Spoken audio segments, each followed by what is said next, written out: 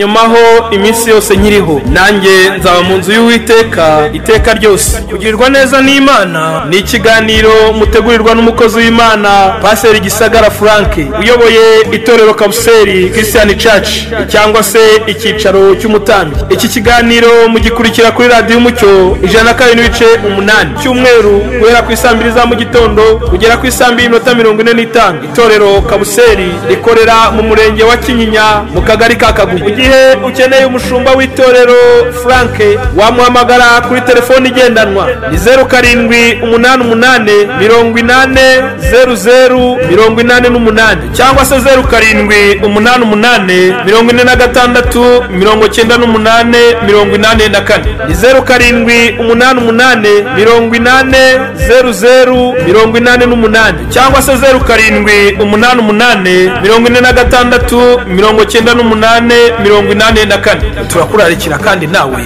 kubana natwe mu kiganiro kugirirwa neza. Haleluya. Yesu nashimwe cyane. Ndabasuhuje mu izina ry'Umwami wacu Yesu Kristo ubwoko bw'Imana. Muratwihanganira ko dutinzeho gatoya akabazo kari kabaye ariko turashimira Imana ko byemeye. Mbaherera ikaze nanone muze tuganire kuri iki kiganiro cyacu tuganira kivuga ngo kugirirwa neza, kugirirwa imbabazi n'Uwiteka Imana, kugirirwa neza n'Imana. Yesu nashimwe cyane. Ikiganiro tumaranye imyaka igera muri 2 tuganiraho. Nizera neza ko twahawe umugisha, twizemo byinshi, twungukiyemo byinshi, kandi Imana yagiye tuganiriza byinshi binyuze muri ijambo ryayo. Munyemerere none mbahe ikaze muze tuganire. Imana ya Abraham, Imana ya Isaka ibaho umugisha cyane. Rikadushima Imana. Data mu izina rya Yesu Kristo w'i Nazareti, ndagushimira kuri Imana igira neza, ndagushimira ku rukundo dukunda, ndagushimira Mwami Imana ko yemeye kubana natwe muri iki gitondo, ndagushimiye Data kubw'ijambo ryiza waduteguriye, ndagushimiye Mwami w'abami, reka icyubahiro kibi cyawe Papa. Ndakwinginze nyiribihe byose kugira ngo buri muntu wese ugiye gukurikira iki kiganiro, Mwami Imana ndakwingiza kugira ngo umuhe umugisha, reka umwigishe byinshi binyuze muri iri jambo ryawe, asobanukirwe kandi Mwami ijambo ryawe rihindure byinshi mu buzima bwacu. Urakoze rero, icyubahiro n'amashimwe n'ibyawe mu izina rya Yesu, amen. Nagira ngo ubushize twarimo tuganira, nababwiye ko tuzaganira muri iki cyumweru, icyumweru gishize, icyumweru kibanziriza gishize, mbabwira ko twategura amasengesho tuzakora arimo yo gusoza umwaka. Tuzaba turimo dusenga, dushima Imana, turebera hamwe iby'Imana yadukoreye, dutegura ishimwe ryayo, hanyuma kandi nanone tuyereka n'ibindi bisigaye aharaho mu munsi umwe wabura, mu minsi 2 yabibura, mu cyumweru kimwe cyaba kibura, mu minsi 5 yabibura, mu masaha angahe yababura, kugira ngo uyu mwaka wa 2020 urangire twinje muri 2022 hari iki Imana yakora kuri bya bindi byari bisigaye. Yesu nashimwe cyane. Tugendane muri urugendo, twizera Imana, hanyuma turebe igitangaza cy'Imana igiye gukora muri iyi minsi isigaye. Tugiye rero kuganira ijambo ry'Imana uyu munsi. Nagira ngo mbasangizeho ku nsanganyamatsiko cyangwa se aya masengesho tugiye gusenga na amasengesho afite intego ivuga gute, ese ikomoka hehe, kugira ngo tubashe kubyumva neza. Dufite insanganyamatsiko ivuga ngo Yosefu sohoka umwami aragushaka. Yesu nashimwe cyane. Ni icyanditswe dusanga mu itangiriro igice cya 41 n'umurongo waho wa 14. Biraba ngo maze Farawo ahamagaza Yosefu, bamuhura mu nzu y'imbohe, ariyogoshesha, yambara indi myenda, yinjira aho Farawo ari. Yesu nashimwe cyane. Muri iyi minsi dusigaranye kugira ngo dusoze umwaka, tugiye kuba tuganira kuri iri jambo. Rivuga ngo Yosefu ngwino, sohoka aho ngaho uri, sohoka muri iyo gereza, sohoka aho ufungiraniye, sohoka aho ngaho umwami aragushaka, umwami yaguhamagaje aragushaka. Biraba ngo arasohoka, bamwambura imyambaro yari yambaye, bamwambika indi, baramwogoshesha, barangije baramutwara, ajya guhura n'umwami. Yahuye n'umwami yambaye indi myambaro, yahuye n'umwami yiyogoshesheje, yahuye n'umwami amwicaza ku yindi ntebe ku kindi cyicaro gitandukanye n'icyo yari yicayemo. Muri iyi minsi dusigaranye kugira ngo umwaka urangire, nanjye ndagira ngo nkubwire ngo wowe kanaka shyiramo izina ryawe, sohoka aho ngaho umaze igihe kinini, sohoka muri ubwo buzima umazemo igihe, sohoka muri ubwo bushomeri umazemo igihe, sohoka muri ubwo burwayi umazemo igihe, sohoka aho ngaho wari wicaye umazemo igihe. Ngwino, umwami Imana aragushaka. Arashaka kukwambika indi myambaro itandukanye niyo wari wambaye, arashaka kuguhindura, arashaka kugukuraho umubabaro, arashaka kukogoshesha, arashaka kugusiga, arashaka kwicaza ku yindi ntebe. Hari intebe yindi ugiye kwicaraho itandukanye n'intebe wari wicayeho imyaka yose itambutse. Hari intebe ugiye kwicaraho, hari icyicaro ugiye kwicaramo, ugiye guhindura ibintu byinshi cyane ku buzima bwawe bitari byaragahindutse. Haleluya. Toro ry'Imana, ayo niyo masengesho tugiye gusenga. Turasenga Imana kugira ngo muri iyi minsi mike isigaye kugira ngo uyu mwaka urangire twinjire mu wundi mwaka, hari ibintu bigomba kuba ku buzima bwawe byanga bikunda, bigomba kwemera mu izina rya Yesu Kristo. Ntabwo biri buze kwemera kubera imbaraga zacu, ntabwo biri buze kwemera kubera ubwenge, ntibiri buze kwemera kubera ubuhanga, ntibiri buze, ahubwo biraza kwemera kubera imbaraga z'umwuka w'Imana. Yesu nashimwe cyane. Hari ibintu bigomba guhinduka byanga bikunda ku buzima bwawe. Ugomba kwinjira muri uyu mwaka wa 2022 uri mushya, utandukanye cyane nuko wari umeze muri iki gihe kindi mu myaka yindi yatambutse. Ugomba guhinduka mu izina rya Yesu. Hari ibintu tugomba gukora, aya masengesho tugiye gukora yatangiye deje, ubu twayatangiye guhera saa 6 za nijoro, ubu turayakomeza,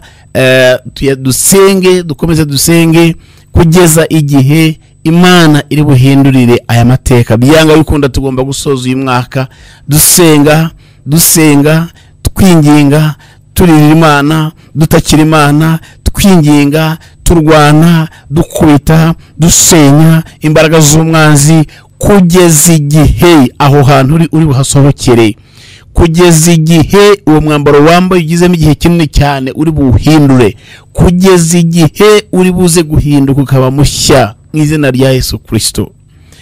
Dusubire inyuma gakeya tuganire kuri Yosefu. Twese turamuzi, ngira ngo ababaye cyangwa se abagira amahirwe yo kuvuka mu miryango ya Gikristo. Inkuru za Yosefu batangira kuzigira muri Sunday school, niho batangirira kwiga Yosefu, bagakomeza kugeza, ngira ngo ugomba nk'umuntu watangiriye muri Sunday school inkuru za Yosefu. Uyu munsi kugira ngo wumvemo ikintu gishya ntago bipfa koroha, gusa icyo nzi cyo nuko umwuka w'Imana agenda yigisha abantu uko bukeye nuko bwije, kandi akagenda azana ikintu gishya muri rya jambo wari usanzwe ubona.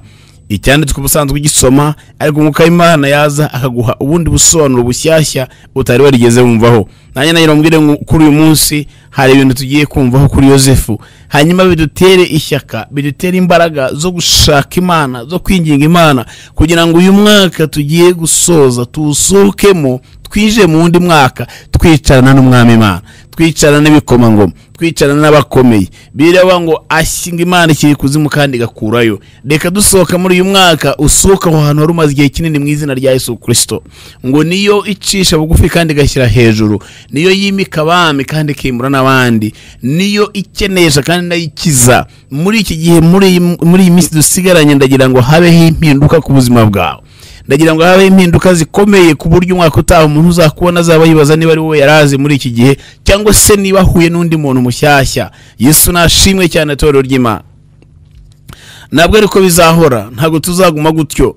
Uyu mugabo witwa Yosefu tugiye kuganiraho ni umuntu ufite amateka akomeye cyane. Satani yatangiye kumuhiga, yatangiye kumurwanya atari yavuka. Yatangiye kumurwanya atari yavuga, kubera ko Satani yarazi neza Yosefu wari we, yari yaramusobanukiwe, yari yaramumenye ibyo azakora, atangira kumuhiga atari yabaho. Iyo ni intambara ikomeye cyane. Igihe Yakobo ajya gushaka umugore ageze kwa Labani, we yari yarakunze Rasheli, niwe wari ufite ikimenyetso cya mbere, yari yasabye ko uwo wari buhure bwa mbere, ubungu umukobwa ari bubone ari we azashaka. Wawe yabonye bwa mbere yari Rasheli, hanyuma aramukunda, ariko igihe ko nta nkwano yari afite, nta bushobozi yari afite, baramubwira ngo akora imyaka 7 kugira ngo bazamumuhe. Imyaka 7 irangiye bamuhareye, ntibamuha Rasheli yashakaga. Bukeye mu gitondo ko mugende bamuzanaga nijoro ni kumuco wari umeze, undi nawe mu gitondo abyutse ariko sanga bamuzaniye Leya, ntago bamuzaniye Rasheli. iyi ntambara yatangiriye aho ngaho. Ni ukuvuga ngo urugamba rwari rwatangiye ko Rasheli atagomba gushakana na Yakobo kugira ngo Yosefu ntaze kuvuka. Hanyuma noneho undi aravuga ati ariko mwampinduriye amasezerano twagiranye ntago mwayubahirije. Rabana namubwira ati nawe ndamuguha ariko kuri kondisiyo kongera gukora indi myaka 7, ariko ngo ndamuguha noneho uzayikore unamufite. Aramumuhaye, arongeye yakoze indi myaka 7. Nuvuga ngo ubwo ni imyaka 14 ku bagore. Myaka 7 nanone iyo ngiyo bamaranye nibura ugereranyije igihe Yakobo bamuhereye Rasheli n'igihe yari amaze bamuhaye Leya, nibura Yakobo Yosefu yakabaye umwana wa kabiri wa Yakobo, kuko igihe wenda twemere ko Reuben we yari yagombaga yavutse mbere kuko nibura Leya yagezeyo mbere ya Rasheli muri urwo rugo, ariko Leya yarabyaye, Rasheli araho, inshoreke ze zirabyara, bageza abana 9. Rasheli araho atari yabyara Yosefu. Yosefu yavutse kwa Yakobo ari umwana wa 10. Intambara zirakomera aho ngaho. Igihe yamubyaraga Rasheli amubyaye mu gice cya 30:22 bireba ngo Imana yibuka Rasheli iramwumvira izibura inda ye. Nuvuga ngo inda ye yari yarazibye imyaka myinshi, abantu inshoreke zirabyara, Leya yarabyara, Rasheli biranga burundu. Noneho ngo Imana amaze kubyara, Imana imwibutse izibura inda ye ngo yego Imana yibuka Rasheli iramwumvira izibura inda ye, asama inda abyara umuhungu. Amagambo yavuze arakomeye ngo aravuga ati Imana inkuyeho igitutsi. Imana inkuyeho igitutsi cyo kwitwa ingumba itabyara. Imana inkuyeho igitutsi ibyo abantu bantukaga, ibyo nanjye ubwanjye nitukaga ko ntacyo maze, nta muntu ndimo. Niba hari mu bigeragezo biraryana ari byinshi, ariko cyo gutinda kubyara mwabantu mwe nacyo kirakomera cyane mu bantu benshi. Abona agiye mbona huye nabo bakubwira ko niba ari ikigeragezo kiryana yakwihanganira ibindi byose, ariko cyo gutinda kubyara kiragora kucyakira. Nawe umugabo arakwanga, nawe ubwo ukageraho wiyanga, baramukazi, banyokobukwe, basobukwe, buri muntu wese ukubonye akakwibazaho urera akora iki hari amaze iki muri ya rugo, ntacyo amaze nuwo kwangiza gusa. Ibintu byinshi cyane bikomeretse umutima w'umuntu. None bibaze rero kuba umugabo ufite abagore 2, umwe akabyara ntabyane, nkabyara ndi ya Pena na Hana na Elukana. Igihe kigeze rero ngo Imana iramwibuka. Itorero ry'Imana iramubwire wo nkurikiye, nanjye ndimo ndavuga muri aka kanya ngo Imana uko yibutse Rasheli akabyara Yosefu, avuga ngo Imana inkuyeho igitutsi. Wowe unkurikiye nanjye ndagira nkubwire ngo mu Imana ikwibuke igukureho igitutsi mu izina rya Yesu Kristo. Imana ya Abrahamu na Isaka na Isirayeli, Imana nkorera, Imana nsenga, Imana nizera, ndagira ngo wowe tuvugana, wowe nkurikiye, Imana igukureho igitutsi mu izina rya Yesu Kristo wa Nazareti. Reka dusenga n'isengesho nge nawe. Zamura ukuboko kwawe kw'iburyo huri, niba gupfukama bikwemerera upfukame, niba bitakwemerera huri uzamura uko kuboko, hanyuma usubiremo aya magambo uvuga ngo Mwami Yesu ndi imbere yawe, dore imyaka maranye kino kigeragezo, dore imyaka maranye kino gitutsi, dore imyaka maranye izi ncyuro bancyurira, dore imyaka maranye kino gisebo, dore imyaka nkigiranye Mwami. Uko wibutse Rasheli ukamukuraho igitutsi Mwami, ndakwinginze kugira ngo nanjye unkureho igitutsi Data, unkureho igitutsi Mwami wanjye, nkuraho iri zina ribi nari nambaye, nkuraho urubwa nari nambaye, nkuraho Mwami Imana akiza umutima wanjye, nkuraho izi ncyuro ndazirambiwe, nkuraho izi ncyuro ndazirambiwe, nkuraho izi ncyuro ndazirambiwe, nkuraho kuneguzwa izuru ndabirambiwe. Mwami hindura amateka y'ubuzima bwanjye, hindura izina ryanjye, nkuraho iki gitutsi Data. Rasheli wamukuyeho igitutsi ukoresheje umwana w'umuhungu witwa Yosefu, nanjye Mwami Imana wakoresha iki nari nkeneye ukankura iki gitutsi. Ndagira ngo ahangaho ngeze aho tuvuga ngo Rasheli ngo Imana aramwibutse imuha Yosefu, wowe usobanuye neza icyo ushaka ko Imana iguha muri iryo sengesho ryawe. Uvuga ngo Mwami Imana nanjye ndasaba iki, kuko ni wowe uzi icyo Imana yaguha igitutsi kikavaho. Niba ari umwana imuguhe mu izina rya Yesu Kristo, niba ari akazi kaguhe mu izina rya Yesu Kristo, niba ari dosiye runaka wari ukeneye mu izina rya Yesu, Imana ibiguhe, Imana ibiguhe. Niba ari icyaha cyakwizirikiyeho cyakunaniye, Imana ikigukureho mu izina rya Yesu Kristo. Niba ari ingeso runaka igusebeje, niba ari ingeso runaka yakunaniye kwandagaje, ndavuga ngo reka Imana igukureho mu izina rya Yesu Kristo, kuko iyi minsi tugiye kwinjiramo kugira ngo turangize uyu mwaka ni imyaka yo gukurwaho igitutsi, ni iminsi yo gukurwaho igisuzuguriro, ni iminsi yo gukurwaho igitutsi, ni iminsi yo gukurwaho izina ribi, ni iminsi yo guhindurirwa amateka. Reka nawe Imana iguhindurira amateka mu izina rya Yesu. Reka nawe Imana iguhindurira amateka mu izina rya Yesu. Reka nawe Imana iguhindurira amateka mu izina rya Yesu. Reka nawe Imana igukurira iryo zina ribi mu izina rya Yesu Kristo. Amen, amen, amen.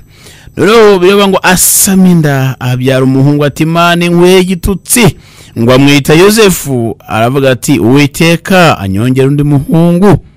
Imana igukuye igitutsi, Imana niguha igukubire kabiri, ni Imana niguha ikongera inshuti y'Imana. Warababaye bihagije, waratutwe bihagije, warakomeretse bihagije, ariko Imana igukubire kabiri.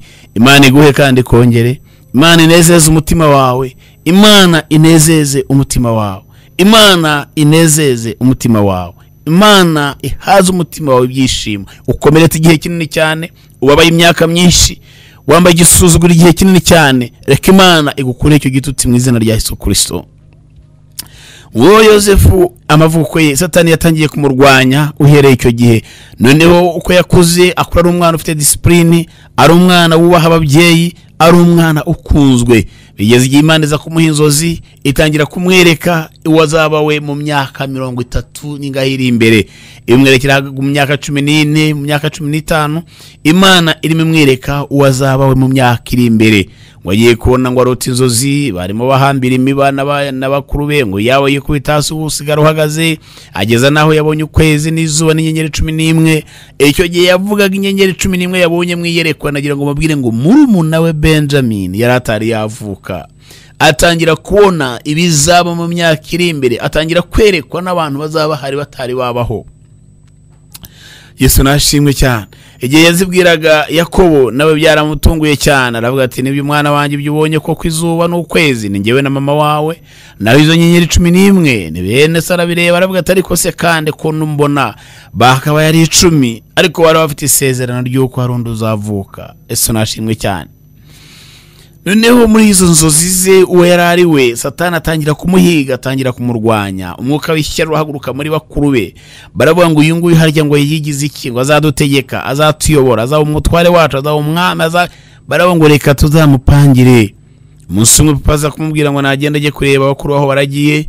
Nawe nanone ugiye kureba, kuvuga ngo kujya kumubwira ngo najye kureba niba bakuru ari amahoro. Yari umwana ukunzwe kandi ikindi wari ufite inshingano. Yarameze nka supervisor, ahubwo ngo genda ujye kundebera, kuko kujya kureba no gukora supervision. Yari yaratangiye gusa nk'uwinjira mu nshingano zo kuyobora. Undebere uko bameze, hanyuma uzume raporo, umbwire uko aho baragiye, umbwire niba ubonye amatungo ameze neza, umbwire nabo uko bitwara. Sirimwe yarabikoze, sikabiri yarabikoze, kunundi yajyaga agenda akabikora, akaza akamuha raporo. Arangije noneho bamugirira ishyari, baramugambanira kumwica. Igihe cyo kumwica kigeze, bamwe batireka Imana itegura uza kumukiza ngo ntibamwice. Abena aravuga ati nyamuneka nimureke kwishyiraho amaraso yitariho urubanza nta mpamvu. Bandi bamujugunya mu cyobo.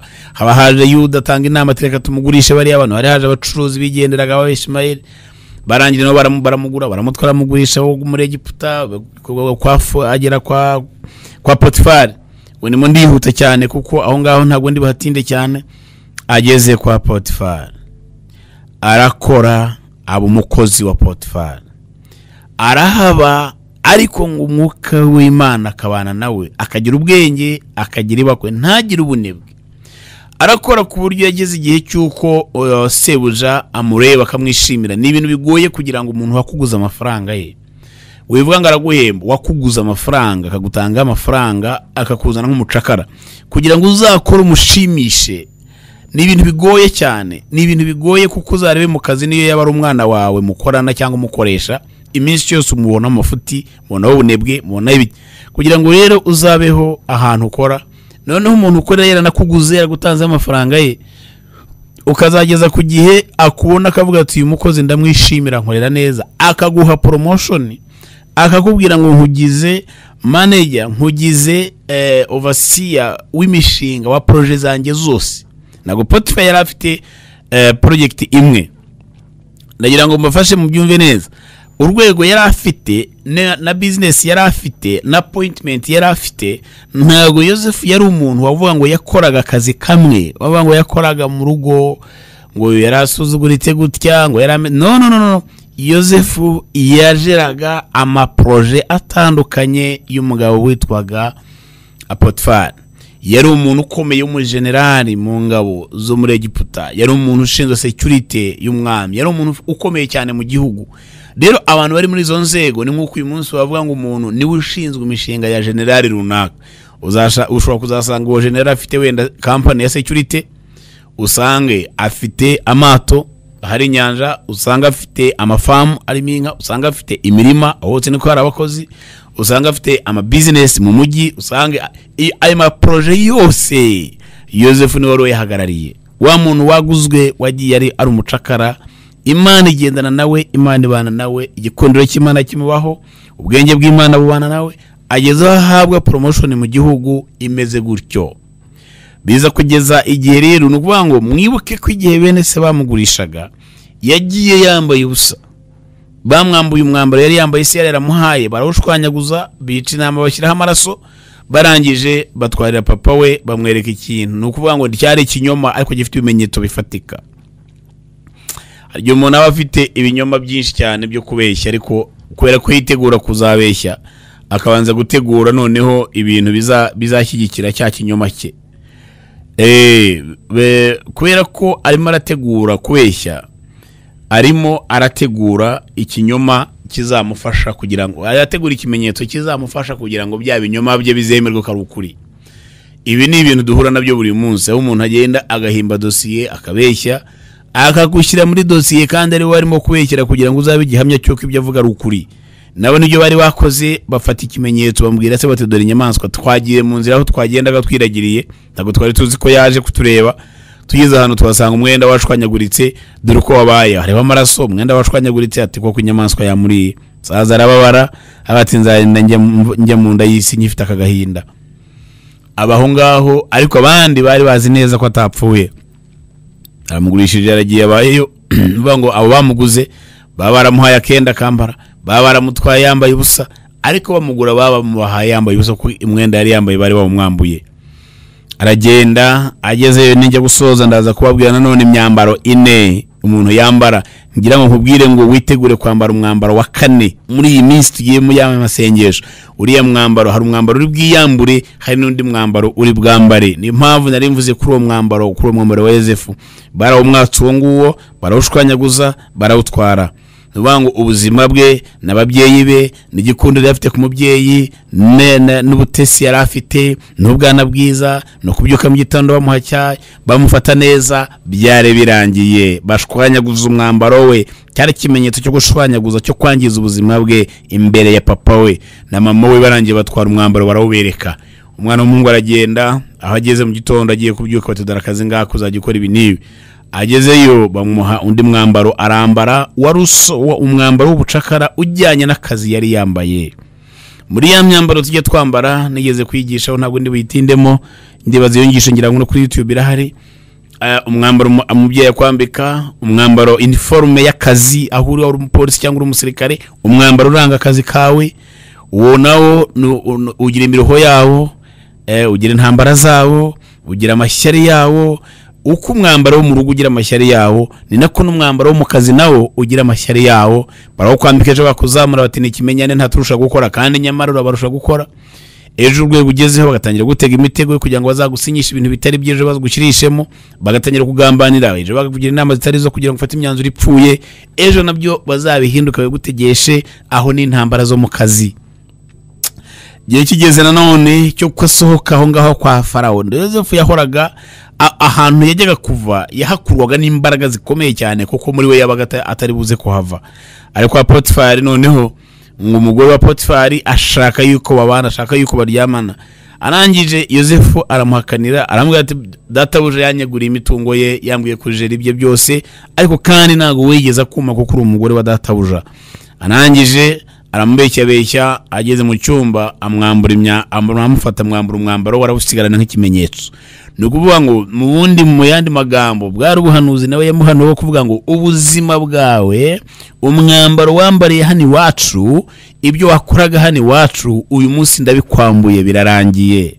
Yarimo amwambura uwo mwambaro w'ubucakara yari arimo, yarimo amwambura uwo mwambaro ku kazi yakoraga, agiye kumwohereza ahandi hantu, ariko atazi ko arimo kumutegura kwinjira mu mwuzuro w'inzozi ze yari yararose. Yesu nashimwe cyane. Ndayabwire bwoko bw'Imana, nubona ahantu uri intambara zaguhagurukiye cyane zikomeye, ukabona noneho n'abayobozi bakuyobora, ukabona ahantu hose intambara zakugose, uzatangire kwibaza ngo ese Mana nkora iki kugira ngo urimo urategura ko njya hehe? Yesu nashimwe cyane. Nigeze rimwe kujya ngiye kuva ahantu nakoreraga kera, none ariko mba nabibonye, ndavuga harimo utuntu tw'uducenga abantu barimo gucengana, kwa kundi babanza kubwira ngo noneho urumva ngo urabugiye ngo by'agateganyo, babimbwiye mbwira umugabo wari hari umuyobozi, ndavuga ngo reka nkubwire, ndashimira Imana ko igihe cyo kubaha kwanjye kirangiye, ndashimira Imana ko nahaje neza nk'amavuye neza, ndashimira Imana kubyo yangejejeho igihe narindi hano, ndashimira Imana kubwo amasomo nize n'amahugurwa nahawe igihe narindi hano. Arambaza yari umunyamahanga, arambaza ngo kubera ikirimo kuvuga ayo magambo, ndamubwira ngo igihe cyanjye cyo kuhava cyageze, kuko nta mpamvu n'imwe, nta kosa nari mfite, nta cyaha nari mfite, nta kintu kimwe nabonaga cyakabaye kibimbwira, ariko bakirimo kubimbwira ndavuga ngo ubu igihe cyo kwiyambura uyu mwambaro waha cyageze. Ntuzarwane n'igihe cyo kwiyambura umwambaro ushaka kongera kwiyambika ku mbaraga, bareke wowe kwambura ugende ahandi imbere hasanga undi mwambaro usima. Yesu nashimwe cyane. Arangije umwambaro barawumwambura, bamaze kumwambura, mwana w'umuhungu bawusigaranye nk'ikimenyetso. Igihe bakiraho arahamagaye ati wa muntu mwazanye ahangaha ngo nifura ngo n'inyangamugayo ngo n'umukozi mwiza ngo n'ibiki, waramuzanye ahangaha, wamuzanye waramugize nk'Imana, waramuzamuye, none dore ibintu nkoreye, dore ibintu ukuntu nsuzuguye. Intambara ziba nyinshi, barangije bafata Yosefu baramutwara. Ndagira ngo mbabwire ubwoko bwa mabuso bamujyanye. Ntago bamujyanye muri gereza isanzwe hahandi ugenda ugavugana n'umuntu ari mu madirishya kubwira muri giriyaje umureba. Bamujyanye mu yo bita underground prison, ni prison yo hasi yo mu ndaki kuzimu, yahandi hari umwijima, aho umuntu atabasha kureba undi, aho umuntu agusangayo ari uko agombye gucana amatara, ari umwijima gusa, nta muntu ubasha kureba undi. Ibwo nibwo bwoko bwa prison bari baramujyanyemo, yari underground prison. Aho ngaho yarari rero yari haza kubaho ikindi kibazo gikomeye cyane. Ugira none Imana imitegura kuhamukura, haza abandi bantu babiri bakoraga ibwami kwa Farawo, bombi Farawo ngo yabarakari, arangiye babazana kubafunga. Kuba ari abantu, urumva abantu bavuye mu nzego nk'izo zikomeye, ntabwo bafungira ahantu nkaho horoshye, kuko icyambere baba ari abantu bafite amakuru y'igihugu yose.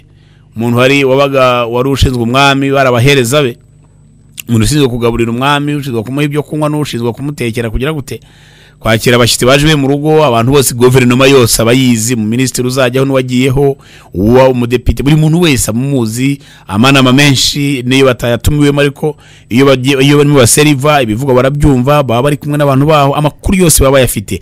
Niyo mpamvu igihe cyose habayeho ikibazo, bene uyu muntu ntago ari umuntu wo kujenjekera ngo baramufungira ahantu horoheje, ngo baragutwara ngo kuri brigade hafi ku murenge, bagutwara muri prison zagenewe abantu nk'abo.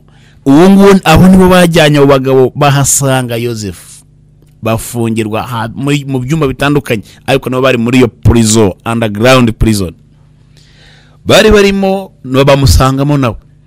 Cyagiye cyuko noneho abantu babonye nka kapoze ko kuganira, batari ko se wewe waje utanga, ahabwa ati mwabantu mwe nahuye n'akaga, barambeshyeye, baravuga ibyo uko byamugendekeye, nabarababaza. Musi mu gitondo byutse agiye asanga babagabo bihebye cyane, bafite agahinda kenshi, bari baraye barose inzozi. Wavino ngo yarose igiti cyo muzabiyo ngo gifite amashami 3, ngo haza hindabyo ngo zirarabya, ngo agiye kubona hano igikombe cyo kwa Farawo, ngo abona kiremo vino, ngo Yosefu aramubwira ati irekerezo nzozi ndazumva nshuti yanjye. Aramubwira ati wowe icyo giti, ayo mashami 3 ni iminsi 3, nyuma y'iminsi 3 ugiye kugenda urasubira mu nshingano zawe wari ufite. Hanyuma ariko kandi musaba ikintu, nugerayo uzanyibuke, nugerayo uzamvuganire ku mwami, uzambwira uti hari umuntu w'umunyamahanga uri mu gihugu cyacu ari kurengana, bamufunze bamuhoye ubusa, bamufunze bamuhoye akarengane, nibura nawe uzagaruke unkure muri iyi gereza. Undi arabimwemerera, ambwira ati koko nibiramuka bibaye nk'uko bimbwiye nanjye nzabikora. aragenda. Noneho haba haje undi nanone wa undi mivuze imitsima avuze uko yarose ibyibo bitata byikoreye harimo amarobe uko ngo ikona byabiri bikiramubwira ati rero wowe ibyawe byarangiye nawe ibyo byibo bitatu n'iminsi 3 nawe uzasohoka ariko kandi umara gusohoka ugeze hanze bazakwica rwose bazakumanika ku giti rwose bazarikuraho ubuzima burarangiye. Mu minsi 3 koko babagabo barasohotse baragenda uko yabibabwiye niko byabaye. Wa wundi rero wari wagiye kwasuye mu kazi wari waramwijeje ko namara kugerayo wari warabaye inshuti ye bahuriye muri ubwo buzima muri gereza. Bibiri avuga ngo ibikomere by'inshuti n'iby'ukuri Migani 27 kugira ngo umurongo wa 6 ibikomere by'inshuti n'iby'ukuri buri umuntu mwakundanye umuntu mwabaye inshuti umuntu wakwijeje bitangaza umuntu mwabwiranye amabanga akomeye yanyu umuntu mwasezeranye kutazahimukirana umuntu mwasezeranyije ko newe ningira icyo mbona nzajya nkurusha nawe nugira icyo nuzampe abana bawe ntibazaburara abana banjye ntibazaburara abawe ubifite rwose uzamenye nanjye nzakumenya bene uwo muntu mwaganiriye ayo magambo iyo ageze hirya hari ukazasanga byaciyemo abana bawe bakaburara be bariye banashigaje babijugunye urakomereka mu mutima wibuka amagambo mwavuganye wibuka ubuzima mwari musangiye cya gihe. Niyo mpamvu Bibiliya ivuga ngo ibikomere by'umukunzi ngo bizanwa n'ukuri ntago bizanwa n'ubusa pe ngo ariko umwanzi asomana akabye. Imigani 27 umurongo wa 6 niwe bavuga ngo ibikomere by'umukunzi bizanwa n'ukuri.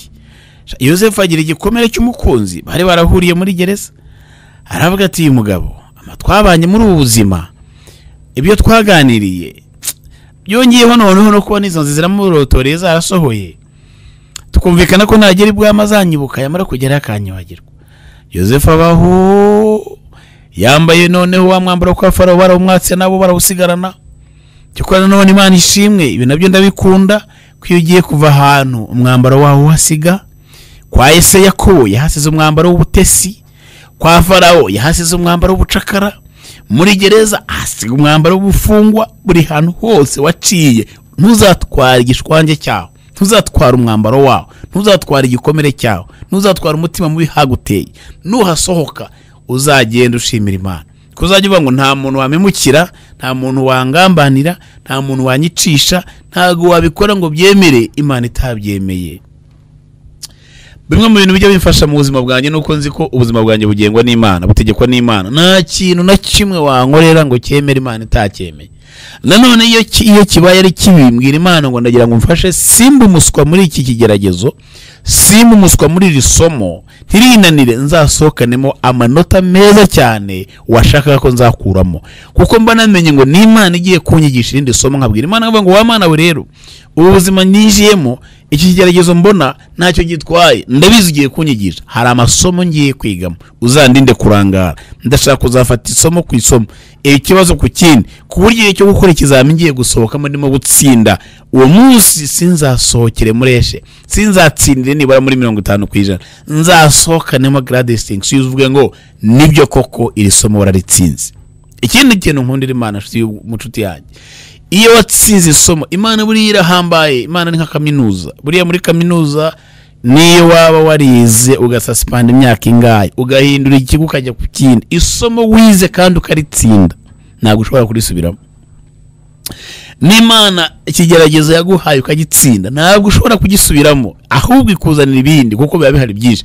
Buri kigeragezo cy'Imana ni isomo ukwaryo. Imana ikwigisha kujera Imana ikwigisha kubara Imana ikwigisha kuyobora Imana ikwigisha buri somo ryose Imana irakwigisha. Imana ikwigisha abantu ikwigisha imibanire n'abantu. Nigeze guhura rimwe n'umuntu arambwira ngo Imana ngo irimo iragutegurira isomo ese rimeze gute no mwaka wa 2019 ndibaza arambwira ngo Imana irimo iragutegurira isomo ngo kandi iyo somo rirakomeye ndaseka ese isomo rimeze gute arambwira ngo Imana irimo irashaka kwigisha umuntu ndambwira rero wa muntu we kereka ubwo nibigiye kuma mu maîtrise cyangwa se wende giye kuma doctora narinzi ko umuntu muzi narinzi ko umuntu namwize nawo sinkamenye ko ibyo ambwira ko byari byo nari ntaramumenya namumenye neza arambwira ngo Imana igiye kukwigisha umuntu ugiye kumubona kuko baruta hari ubwoko bw'umuntu utari wakabonye Imana igiye kukwigisha umuntu.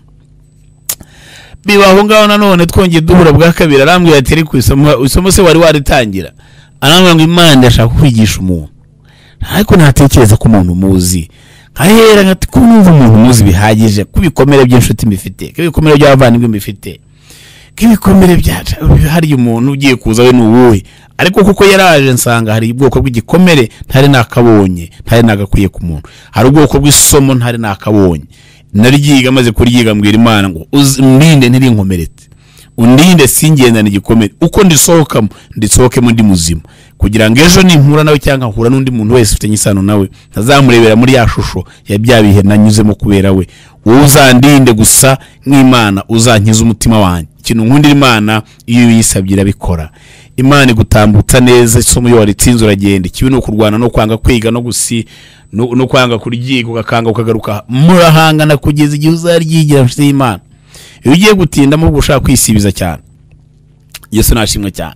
Noneho umugabo aragenda, ageze yaramwibagirwa, amaze kumwibagirwa imyaka kubaye myinshi, imyaka 2 irashira. Yosefu yaribagiranye n'inshuti yaramwibagiwe, abavandimwe bakubise umutima we, abakoresha be bakubise umutima we, noneho bawugejeje muri gereza. Harimo aribaza igikurikiyeho n'icyo mu gihugu kitari ikiwabo, ndabigira nte, imyaka iranjyanye, nta shuri, nta kazi, nta buzima. Ikibazo gikomeye cyane. Muri ako gahinda arimo, muri uwo mubabaro arimo, Imana yawe ukabyara, Imana yo gaheka, Imana yo gahoraho, Imana yo gahora ku ngoma, Imana itameze nk'abantu, Imana itandukanye nabo. Ngo irangize ifata umwami imuha inzozi ziramunanira kuzumva, hamagara abakonikona, hamagara abapfuma, hamagara abanyabwenge birananirana burundu. Arangije wa wundi wari waramwibagiwe aravuga ati ariko Nyagasani, ati nibutse. Yesu nashimwe, nibutse umuntu twari dufunganywe cyagiyeho narinde namusanze muri gereza. Atari ko ikintu cyantangaje, jewe na wa wundi twakoranaga hano wapfuye twarose inzozi, araziturotorera. Arangije buri muntu ko yamubwiye niko byaje, uriya wapfuye buriya yapfuye twari tubizi, nanjye wasubiye mu kazi twari tubizi. Unamaze ngo uwo muntu abaheyi, aramubwira ngo aracyari muri gereza. Yarabizi ko akirimo ariko ataramuvuganiye. Arangije umwami aravuga ngo nimugende mumunzanire. Aho niho dukomora ya masengesho tugiye gusenga nge nawe. Aba ngo maze Farawo ahamagaza Yosefu, bamuhura mu nzu y'imbohe, bamukuyemo birukanka cyane, kuko yarahamagajwe n'umuntu ukomeye. Bamubonye baravuga ngo no, iyi myambaro niyo muri gereza irasigara ahangaha, iyo myambaro wambaye isigaraho mu izina rya Yesu Kristo. Uwo mwambaro sinshaka kuwinjirana muri 22. Never, never, never. Nabihakanye, ndabyanze. Uwo mwambaro wari wambaye wari umaranye igihe kinini cyane, cyo gisuzuguro wari utindanye igihe kinini cyane. Imana ikigukureho mu izina rya Yesu. Imana ikigukureho, ntukinjirane mu mwaka wa 2022 mu izina rya Yesu. Ngo barangije baramwogosha, barangije baramutwara bamushyira Farawo. Farawo amubonye atangira kumubwira ikibazo yari afite. Uwo munsi ubuzima burahinduka, amateka arahinduka, imibereho irahinduka, titire irahinduka, ibyo kumucakara bivaho, ibyo kumufungwa bivaho. Nanjye nagira nkubwire wari uhurikiye ngo muri uyu mwaka tugiye gusohokamo, turimo twinjira muri 2022, Imana ihindura amateka yawe, Imana ihindura ubuzima bwawe. Ababishobora muze tubane muri aya masengesho. Ubaye uri kuri udashobora kuhagera, tuzajya tubana ku rubuga duhuriraho. Numero ni yayindi nabahaye, reka nyisubiremo, ni 078 79 28 277. 078 79 28 277. Numuhamagara gushyira kuri urwo rubuga. Abakure batabasha kugera aho dusengera, tuzajya tubana namwe, tuboherereze message y'umunsi uko tuzagenda dusenga, tubane namwe kugeza dusohotse muri uyu mwaka. Imana ya Abraham, Imana ya Isaka na Israeli ibaho umugisha kandi bagirire neza. Nimuze dusenga Imana aharaho hari icyo Imana yakora. Imana ibagirire neza. Shalom.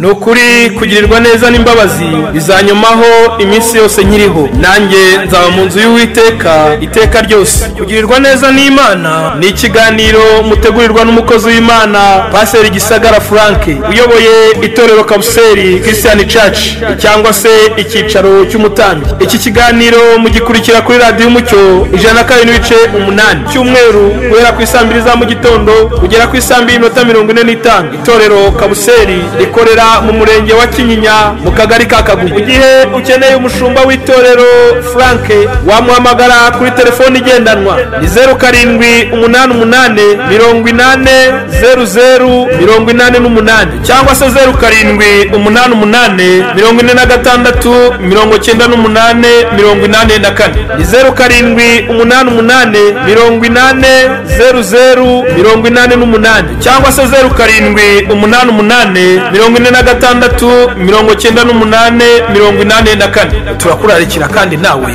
kubana natwe mu kiganiro kugirirwa neza. Amarira